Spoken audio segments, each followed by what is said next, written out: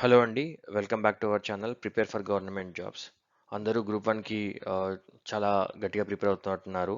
So, group 1లో మీకు ఎలా అయితే history, polity, economy, Telangana history వీటన్నిటితో పాటు డైలీ కరెంట్ అఫైర్స్ అండ్ న్యూస్‌లో వచ్చే ఇంపార్టెంట్ ఆర్టికల్స్ కూడా చాలా అవసరమండి. సో, దాంట్లో భాగంగా నేను ఒక ప్లేలిస్ట్‌ని తయారు చేశాను. సో, డైలీ వచ్చే ఇంపార్టెంట్ విషయాలు అండ్ వాటి గురించి ఇన్ డెప్త్‌గా ఇంకేమన్నా మనకు అవసరమైన పాయింట్స్‌ని గ్యాదర్ చేసి ఇలా ఇంగ్లీష్‌లో అండ్ తెలుగులో ఇవ్వడం జరుగుతుంది.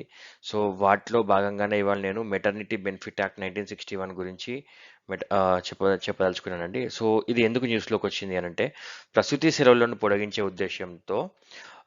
ఉద్దేశ్యంలో కాంట్రాక్టు మరియు పర్మనెంట్ ఉద్యోగుల మధ్య భేదం చేయడం అనుమతించబడదని కలకత్తా హైకోర్టు పేర్కొంది. ఎందుకంటే ఇది ఆర్టికల్ 14 మరియు ప్రసూతి బెనిఫిట్ యాక్ట్ 1961ను ఉల్లంఘిస్తుంది. సో ఏంటంటే అండి కలకత్తా హైకోర్టు ఒక ఆహ్, తీర్పునిచ్చిందంట. ఏంటనంటే లైక్ ప్రసూతి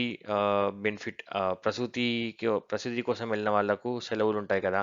అసల్లో కాంట్రాక్ట్ వాళ్ళకు, పర్మనెంట్ వాళ్ళకు తేడా చూపించడం వల్ల ఎవరో కేసేసుంటారు. సో, దానికోసం అని చెప్పేసి కోర్ట్ అనేది తీర్పిచ్చింది. ఏమనంటే వాళ్ళిద్దరి మధ్యలో వ్యత్యాసం చూపించకూడదు, డిఫరెన్సెస్ చూపించకూడదు. కాంట్రాక్ట్ ఎంప్లాయ్ అయినా, పర్మనెంట్ ఎంప్లాయ్ అయినా వాళ్ళు వాళ్ళకు ఒకే రకంగా బెనిఫిట్స్ ఇవ్వాలి.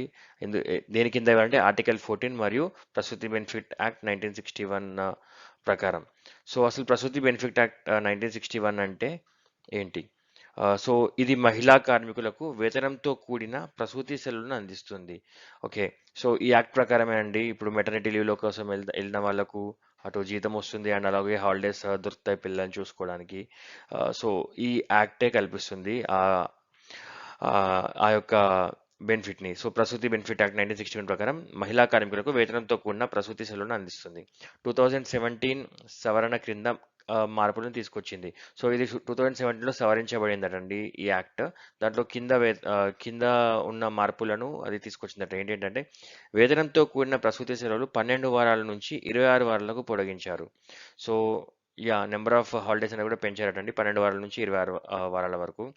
ఇంకొక విషయం 50 లేదా అంతకంటే ఎక్కువ మంది ఉద్యోగులు ఉన్న ప్రతి సంస్థలో క్రీచ్ సౌకర్యం ఉంటుంది మరియు రోజుకి 4 సార్లు సందర్శనాలకు అనుమతించాలి. సో, దీని మీనింగ్ ఏంటంటే క్రీచ్ అంటే ఏంటంటే తల్లిదండ్రులు తమ పనిలో ఉన్నప్పుడు వాళ్ళ పిల్లల్ని వదిలేసే స్థలం అనుకోండి. అదొక ఆట స్థలం అనుకోండి. ఈ మధ్య మనము కంపెనీస్‌లో చూస్తుంటే కింద ప్లే ఏరియాస్ గానీ, ప్లే స్కూల్స్ గానీ పెడుతున్నారు. సో, ఇది కూడా కంపల్సరీ లైక్ 50 లేదా అంతకంటే ఎక్కువ మంది ఉద్యోగులు ఉన్న ప్రతి సంస్థలో క్రీచ్ సౌకర్యం ఉంటుంది. మరియు రోజుకి 4 సార్లు పిల్లల్ని చూసుకోవడానికి అనుమతిస్తారంట. సో, ఇదండి ప్రసూతి ఆహ్,